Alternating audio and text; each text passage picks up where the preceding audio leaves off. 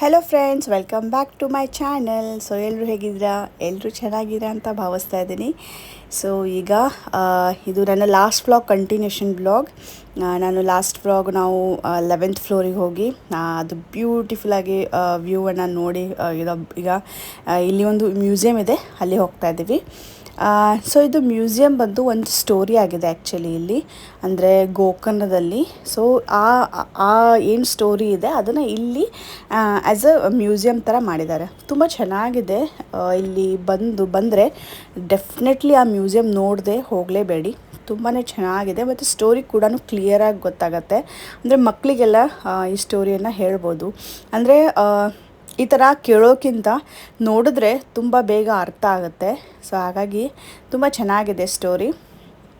So ಇದು ನೋಡಿ, ಇಲ್ಲಿ ಇದೆ ಅದೊಂಥರ ಅಂದರೆ ಒಂದು ಸ್ಟ್ಯಾಚ್ಯೂ ಇದೆ. ಇದು ರಾವಣ ಸ್ಟ್ಯಾಚ್ಯೂ ಮತ್ತು ಅದು ಗಣಪತಿಯ ಸ್ಟ್ಯಾಚ್ಯೂ. ಅಂದರೆ ಗಣಪತಿ ದನ ಕಾಯೋ ವೇಷದಲ್ಲಿ ಬಂದಾಗ ರಾವಣ ಅವನಿಗೆ ಆತ್ಮಲಿಂಗನ ಕೊಡ್ತಾನೆ. ಸೊ ಅದೇನಿದೆ ಅದು ಅಲ್ಲಿ ಸ್ಟ್ಯಾಚ್ಯೂ ಮಾಡಿದ್ದಾರೆ.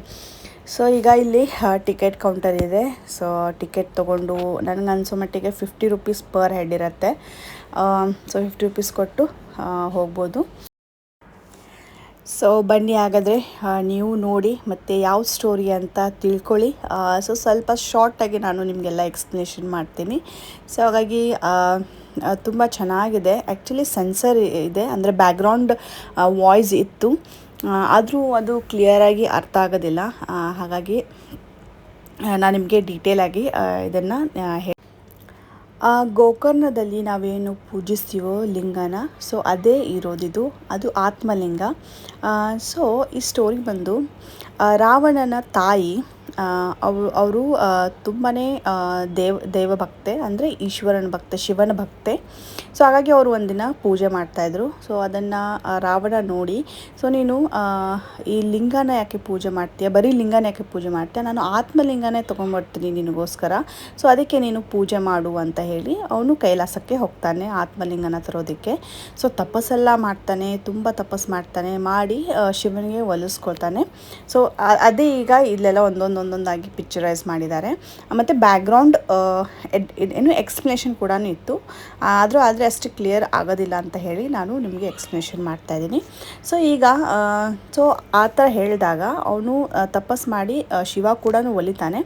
ಸೊ ಅವನು ಒಲಿದ್ರೆ, ಅಂದರೆ ಅವನು ಆತ್ಮಲಿಂಗನ ಕೊಟ್ಟರೆ ರಾವಣನಿಗೆ, ಸೊ ಅವನು ತುಂಬ ಶಕ್ತಿಶಾಲಿ ಆಗ್ತಾನೆ, ಮತ್ತು ಎಲ್ಲ ಭೂಲೋಕ ಆಗಿರ್ಬೋದು ಮತ್ತು ದೇವಲೋಕ ಆಗಿರ್ಬೋದು ಎಲ್ಲನೂ ನಾಶ ಮಾಡ್ಬೋದು ಅಂತ ಹೇಳಿ ಇವರೆಲ್ಲರೂ, ಅಂದರೆ ನಾರದ ಮುನಿ ಆಗಿರ್ಬೋದು ಮತ್ತು ಬೇರೆ ಎಲ್ಲ ದೇವರು ತುಂಬ ಟೆನ್ಷನ್ಲಿರ್ತಾರೆ. ಸೊ ಹಾಗಾಗಿ ಅವರೆಲ್ಲ ನಾರಾಯಣ ಹತ್ರ ಹೋಗಿ, ಅಂದರೆ ನಾರಾಯಣ ದೇವರು ಏನಿದ್ದಾರೆ ಅವ್ರ ಹತ್ರ ಹೋಗಿ ಈ ಥರ ಹೇಳ್ತಾರೆ.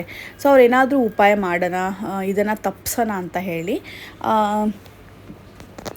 ಡಿಸ್ಕಷನ್ ಮಾಡಿ ಅವರು ಒಂದು ನಿರ್ಧಾರಕ್ಕೆ ಬರ್ತಾರೆ. ಆವಾಗ ಗಣಪತಿ ಬಂದು ನಾನು ಹೋಗ್ತೀನಿ, ನಾನು ಇದೇನು ಆಗುತ್ತೋ, ಅಂದರೆ ಏನು ಸಮಸ್ಯೆ ಇದೆಯೋ ಅದನ್ನು ನಾನು ಪರಿಹರಿಸ್ತೀನಿ ಅಂತ ಹೇಳಿ ಗಣಪತಿ ಅಂದರೆ ಭೂಲೋಕಕ್ಕೆ ಬರ್ತಾರೆ. ದನ ಕಾಯೋ ವೇಷದಲ್ಲಿ ಗಣಪತಿ ಭೂಲೋಕಕ್ಕೆ ಬರ್ತಾರೆ. ಸೊ ಇವರು ರಾವಣ ಏನು ಮಾಡ್ತಾನೆ, ಆತ್ಮಲಿಂಗನ ತಗೊಂಡು ಅಂದರೆ ಪೂಜೆ ಮಾಡೋದಕ್ಕೆ ಅಂತ, ಅಂದರೆ ಭೂಲೋಕಕ್ಕೆ ಬರ್ತಾರೆ ಆತ್ಮಲಿಂಗನ ತಗೊಂಡು. ಸೊ ಆವಾಗ ಬರುವಾಗ ಅವ್ರಿಗೆ ಸಂಜೆ ಆಗಿರುತ್ತೆ. ಸೊ ಇವರು ಸಂಧ್ಯಾ ವಂದನ ಮಾಡ್ತಾರೆ ಆ್ಯಕ್ಚುಲಿ ಸಂಜೆ. ಸೊ ಸಂಧ್ಯಾ ವಂದನ ಮಾಡಬೇಕಲ್ಲ, ಅಂದರೆ ಟೈಮ್ ಆಗಿರುತ್ತೆ ಸಂಜೆ. ಸೊ ಹಾಗಾಗಿ ಅವರು ಸಂಧ್ಯಾ ವಂದನ ಎಲ್ಲ ಮಾಡಬೇಕು ಅಂತ ವಿಚಾರ ಮಾಡಿದಾಗ, ಅಂದರೆ ಅದನ್ನು ಆತ್ಮಲಿಂಗ ಏನಿರುತ್ತೆ ಅದನ್ನು ಕೈಯಿಂದ ಜಾರಬಾರ್ದು, ಕೈಯಿಂದ ಭೂಮಿ ಮೇಲೆ ಇಡಬಾರ್ದು, ಇಟ್ಟರೆ ಅಲ್ಲೇ ಸ್ಥಾಪಿತ ಆಗುತ್ತೆ. ಸೊ ಹಾಗಾಗಿ ಯಾರಿಗಾದ್ರೂ ಕೈಲಿ ಕೊಟ್ಟರೆ ಅವರು ನಾನು ಸಂಧ್ಯಾ ವಂದನ ಮಾಡಿ ಮುಗಿಸುವವರೆಗೂ ಅವರು ಹಿಡ್ಕೋಬೋದಲ್ಲ ಅಂತ ಆ ಥರ ವಿಚಾರ ಮಾಡಿ ಅಲ್ಲಿ ದನ ಕಾಯೋ ಹುಡುಗನ ನೋಡಿ, ಅಂದರೆ ಅದು ಗಣಪತಿನೇ ಇರ್ತಾರೆ. ಸೊ ಅವನ್ನ ನೋಡಿ ಕರೀತಾರೆ, ನೀನು ಸ್ವಲ್ಪ ಇದನ್ನು ಹಿಡ್ಕೊ, ಇದು ಏನು ಲಿಂಗ ಇದೆ, ಸೊ ನಾನು ಹೋಗಿ ಸಂಧ್ಯಾವಂದನ ಮಾಡಿ ಬರ್ತೀನಿ, ಸೊ ಇದನ್ನು ಯಾವುದೇ ಕಾರಣಕ್ಕೂ ಕೆಳಗಡೆ ಇಡಬೇಡ ಅಂತ. ಸೊ ಅವರು ಒಂದು ಕಂಡೀಷನ್ ಏನು ಹಾಕ್ತಾರೆ, ಗಣಪತಿ ನಾನು ಹಿಡ್ಕೊಳ್ತೀನಿ, ಆದರೆ ನಾನು 1ರಿಂದ 3 ಎಣಿಸೋವರೆಗೂ ನೀನು ಬರಲಿಲ್ಲ ಅಂತಂದರೆ ನಾನು ಕೆಳಗಡೆ ಇಡ್ತೀನಿ ಅಂತ. ಸೊ ಹಾಗಾಗಿ ಅವರು ಒಪ್ಕೋತಾರೆ, ಅದಕ್ಕೆ ಒಪ್ಕೊಂಡು ಅವರು ಹೋಗ್ತಾರೆ. ಸೊ ಹೋಗಿ ತುಂಬ ಅಂದರೆ ಸ್ವಲ್ಪ ಲೇಟ್ ಆಗುತ್ತೆ. ಆಮೇಲೆ ಅವರು ಎಣಿಸ್ತಾರೆ, 1ರಿಂದ 3 ತನಕ ಎಣಿಸ್ತಾರೆ. ಸೊ ಅವರು ಬರೋದಿಲ್ಲ, ರಾವಣ ಬರೋದಿಲ್ಲ. ಮೂರು ಅಂತ ಎಣಿಸಿದ ಮೇಲೆ ಅವ್ರೇನು ಮಾಡ್ತಾರೆ, ಗಣಪತಿ ಕೆಳಗಡೆ ಇಟ್ಬಿಡ್ತಾರೆ. ಸೊ ಆವಾಗ ರಾವಣಗೆ ತುಂಬಾ ಸಿಟ್ಟು ಬರುತ್ತೆ. ಅಂದರೆ ಅದು ಎಷ್ಟೇ ಎತ್ತೋದಕ್ಕೆ ನೋಡ್ತಾರೆ ಅಂದರೆ ಆ ಲಿಂಗನ, ಸೊ ಅದು ಹೇಳೋದಿಲ್ಲ, ಅಂದರೆ ಅಲ್ಲೇ ಸ್ಥಾಪಿತ ಆಗುತ್ತೆ. ಸೊ ಹಾಗಾಗಿ ಅವ್ರಿಗೆ ತುಂಬಾ ಸಿಟ್ಟು ಬಂದು ಗಣಪತಿ ತಲೆ ಮೇಲೆ ಈ ಥರ ಹೊಡಿತಾರೆ. ಸೊ ಈಗ ನೋಡಿ, ಈ ಪಿಕ್ಚರಲ್ಲಿ ನೀವು ಇಲ್ಲಿ ನೋಡ್ತಾ ಇದ್ದೀರಾ. ಸೊ ಇದು ಹೊಡೆದ ತಕ್ಷಣ ಗಣಪತಿನೂ ಅಲ್ಲೇ ಸ್ಥಾಪಿತ ಆಗ್ತಾರೆ. ಆ ಪ್ಲೇಸ್ ಅದು ಬಂದು ಇಡಗುಂಜಿ. ಅಂದರೆ ಈಗ ಇಡಗುಂಜಿ ಗಣಪತಿ, ಅಂದರೆ ಇಡಗುಂಜಿ ಅಂತ ನೀವು ಕೇಳಿರ್ಬೋದು ಊರು, ಅದರಲ್ಲಿ ಇದೇ ರೀತಿಯಾಗಿ ಗಣಪತಿ ಇದೆ. ಸೊ ಈ ಲಿಂಗ ಏನಿದೆ ಅದು ಗೋಕರ್ಣದಲ್ಲಿದೆ. ಸೊ ಇದಾಗಿದ್ದು ಸ್ವಲ್ಪ ಬೇರೆ ಬೇರೆ ಪ್ಲೇಸಲ್ಲಿ. ಸೊ ಹಾಗಾಗಿ ಅಲ್ಲಿ ಗೋಕರ್ಣದಲ್ಲಿ ಈ ಲಿಂಗನ ಸ್ಥಾಪನೆ ಆಗಿದೆ, ಮತ್ತು ಇಡಗುಂಜಿಯಲ್ಲಿ ಈ ಗಣಪತಿ ಇದೆ. ಸೊ ಇದೇ ಸ್ಟೋರಿ ಇದು. ಸೊ ನಾನು ಕೇಳಿದ್ದೀನಿ ಮುಂಚೆ. ಸೊ ಈಗ ನಾನು ಪ್ರತ್ಯಕ್ಷ ಅಂತ ಪಿಕ್ಚರೈಸ್ ಈ ಥರ ನಾನು ನೋಡಿರಲಿಲ್ಲ. ಸೊ ಇಲ್ಲಿ ಇದು ಮಾಡಿದ್ದಾರೆ, ತುಂಬ ಚೆನ್ನಾಗಿದೆ. ಬ್ಯಾಕ್ಗ್ರೌಂಡ್ ವಾಯ್ಸ್ ಇತ್ತು, ಮತ್ತು ತುಂಬಾ ಬ್ಯೂಟಿಫುಲ್ ಅನ್ನಿಸ್ತು. ಸೊ ಇಲ್ಲಿ ಒಂದ್ಸಲ ಬಂದರೆ ನೀವು ಡೆಫಿನೆಟ್ಲಿ ಒಂದ್ಸಲ ವಿಸಿಟ್ ಮಾಡಿ ಅಂತ ಹೇಳಿ. ಈಗ ನಾವು ಇಡಗುಂಜಿಗೆ ಹೋಗ್ತಾ ಇದ್ದೀವಿ. ಆದರೆ ನಮ್ಮ ಬ್ಯಾಡ್ ಲಕ್ ಇಡಗುಂಜಿ ದೇವಸ್ಥಾನ ಕ್ಲೋಸ್ ಆಗಿತ್ತು. ಅದು 3:30 ಅನಿಸುತ್ತೆ, ಅಲ್ಲ 2:30 ಅನಿಸುತ್ತೆ ನಾವು ಹೋಗಿದ್ದು. ಆ್ಯಕ್ಚುಲಿ ಊಟದ ಟೈಮ್, ಲಂಚ್ ಟೈಮ್, ಮತ್ತು ದೇವ್ರು ಕ್ಲೋಸ್ ಆಗುತ್ತೆ, ಬಾಗಿಲು 5 ಗಂಟೆಗೆ ಓಪನ್ ಆಗುತ್ತೆ. ಸೊ ಇದೇ ನೋಡಿ ದೇವಸ್ಥಾನ, ಚೆನ್ನಾಗಿದೆ. ಸೊ ನಮ್ಮ ಬ್ಯಾಡ್ ಲಕ್, ನೆಕ್ಸ್ಟ್ ಟೈಮ್ ನೋಡೋಣ, ಯಾವಾಗಾದರೂ ಸಿಕ್ಕರೆ ಅವಕಾಶ ಡೆಫಿನೆಟ್ಲಿ ನಾವು ವಿಸಿಟ್ ಮಾಡ್ತೀವಿ. ಸೊ ಅದಾದಮೇಲೆ ನಾವೀಗ ಇಲ್ಲಿ ಲಂಚಿಗಂತ ಬಂದಿದ್ದೀವಿ ಈ ರೆಸ್ಟೋರೆಂಟ್ಗೆ. ಸೊ ಇಲ್ಲೆಲ್ಲ ರೆಸ್ಟೋರೆಂಟ್ಸ್ ಚೆನ್ನಾಗಿದೆ. ನಾವು ದೇವಸ್ಥಾನ ಸುತ್ತಾ ಇದ್ದೀವಲ್ವ, ಸೊ ಹಾಗಾಗಿ ನಾವು ವೆಜ್ ಊಟನೇ ಮಾಡಿದ್ದು. ಸೊ ನಾವು ನಾನ್ ವೆಜ್ ನಾವು ಊಟನೇ ಮಾಡಿಲ್ಲ. ಸೊ ನಮಗೇನೋ ಅದು ಇಷ್ಟ ಆಗೋದಿಲ್ಲ, ನಾನ್ ವೆಜ್ ಊಟ ಮಾಡಿ ದೇವಸ್ಥಾನಕ್ಕೆ ವಿಸಿಟ್ ಮಾಡೋದು. ನನ್ನ ಹಸ್ಬೆಂಡ್ಗಂತೂ ಸೇರೋದನ್ನೇ ಇಲ್ಲ. ಆ್ಯಕ್ಚುಲಿ ನನ್ನ ಮನೆಯಲ್ಲೂ ಅಷ್ಟೇ, ನಾನ್ ವೆಜ್ ಏನಾದರೂ ಮಾಡಿದ್ರೆ ಪೂಜೆ ಮಾಡೋದು ಅದೆಲ್ಲ ಇಮಿಡಿಯೇಟ್ಲಿ ಮಾಡೋದಿಲ್ಲ, ಸ್ನಾನ ಮಾಡಿನೇ ಮಾಡೋದು. ಸೊ ಈಗ ನಮ್ಮ ನೆಕ್ಸ್ಟ್ ಪ್ಲೇಸ್ ಬಂದು ಗೋಕರ್ಣ. ಸೊ ಈಗ ನಾವು ಗೋಕರ್ಣಕ್ಕೆ ಬಂದಿದ್ದೀವಿ. ನನಗೆ ಇಲ್ಲಿ ಬಂದ ತಕ್ಷಣವೇ ಆಶ್ಚರ್ಯ ಆಗಿದ್ದು ಏನು ಅಂತಂದರೆ, ಇಲ್ಲಿ ನಿಮಗೆಲ್ಲ ಮ್ಯಾಕ್ಸಿ ಡ್ರೆಸ್ಸಸ್, ಶಾರ್ಟ್ ಡ್ರೆಸ್ಸಸ್ ತುಂಬ ಈಸಿಲಿ ಸಿಕ್ಬಿಡತ್ತೆ. ನಾನು ಈ ಥರ ದೇವಸ್ಥಾನ ಏರಿಯಾದಲ್ಲಿ ಈ ಥರ ಮ್ಯಾಕ್ಸಿ ಡ್ರೆಸ್ ಆಗಿರ್ಬೋದು, ಶಾರ್ಟ್ ಡ್ರೆಸ್ ಆಗಿರ್ಬೋದು ನಾನು ನೋಡೇ ಇಲ್ಲ ಆ್ಯಕ್ಚುಲಿ. ಸೊ ಇದು ನನ್ನ ಫಸ್ಟ್ ಟೈಮ್ ಎಕ್ಸ್ಪೀರಿಯನ್ಸ್. ನಾನು ಅಂತ ಇದ್ದೆ, ಯಾವುದೇ ರೀತಿ ನಿಮಗೆ ಕುರ್ತಿ ಆಗಿರ್ಬೋದು, ಇದು ನಾರ್ಮಲ್ ಡೀಸೆಂಟ್ ಡ್ರೆಸ್ ಸಿಗೋದೇ ಇಲ್ಲ. ಇಲ್ಲೆಲ್ಲ ಶಾರ್ಟ್ ಡ್ರೆಸ್ ನೋಡಿ, ಎಷ್ಟು ಶಾರ್ಟ್ ಡ್ರೆಸ್, ಬರ್ಮೋಡ್ ಆಗಿರ್ಬೋದು, ಮತ್ತು ನಮ್ಮ ಹೆಣ್ಮಕ್ಳಿಗೆಲ್ಲ ಶಾರ್ಟ್ ಮಿನೀಸ್ ಎಲ್ಲ ಸಿಗ್ತಾ ಇದೆ ಈ ಥರ. ಅಂದರೆ ದೇವಸ್ಥಾನ ರೋಡಲ್ಲಿ ಈ ಥರ ಶಾಪ್ಸ್ ಇದೆ. ಸೊ ಆಮೇಲೆ ನಾನು ಥಿಂಕ್ ಮಾಡಿದೆ ಯಾಕಿರ್ಬೋದು ಅಂತಂದರೆ, ಅದರ ಎದುರುಗಡೆನೇ ಬೀಚ್ ಇದೆ. ಸೊ ಬೀಚಲ್ಲಿ ಆಬ್ವಿಯಸ್ಲಿ ನಾವು ಸೀರೆ ಆಗಿರ್ಬೋದು, ಟಾಪ್ ಆಗಿರ್ಬೋದು ಹಾಕ್ಕೊಂಡು ಮಜಾ ಮಾಡೋಕ್ಕಾಗೋದಿಲ್ಲ ಅಲ್ವಾ.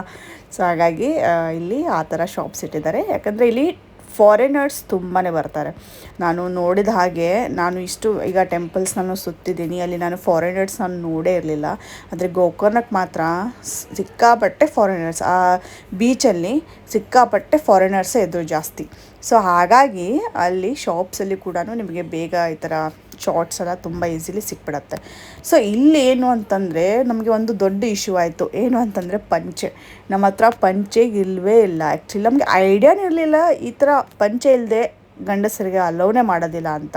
ಸೊ ಕೆಲವೊಂದು ಕಡೆ ಇತ್ತು, ಅಂದರೆ ಪ್ಯಾಂಟ್ ಹಾಕಿರಬೇಕು ಅಂತ. ಆದರೆ ಇಲ್ಲಿ ಮಾತ್ರ ಪಂಚೆ ಇರಲೇಬೇಕು ಕಂಪಲ್ಸರಿ, ಇಲ್ಲಾಂತಂದರೆ ನಿಮಗೆ ದರ್ಶನಕ್ಕೆ ಅವಕಾಶನೇ ಇಲ್ಲ ಅಂತಲೇ ಹೇಳಿದ್ರು. ಸೊ ಮತ್ತೆ ರಿಟರ್ನ್ ಬಂದು ಮತ್ತೆ ಇಲ್ಲೆಲ್ಲ ಅಂಗಡಿ ಇರುತ್ತೆ, ಪಂಚೆ ತೊಗೊಂಡು ಮತ್ತೆ ಹೋಗಿದ್ದು.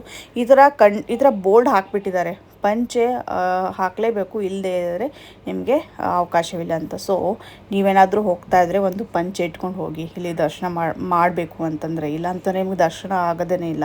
ನಂಗೆ ಗೊತ್ತಿಲ್ಲ ಎಷ್ಟು ಸರಿ ಇದು, ಯಾಕಂದರೆ ಪ್ಯಾಂಟ್ ಹಾಕ್ಕೊಂಡಿದ್ವಿ, ಪ್ಯಾಂಟ್ ಹಾಕ್ಕೊಂಡಿದ್ರು.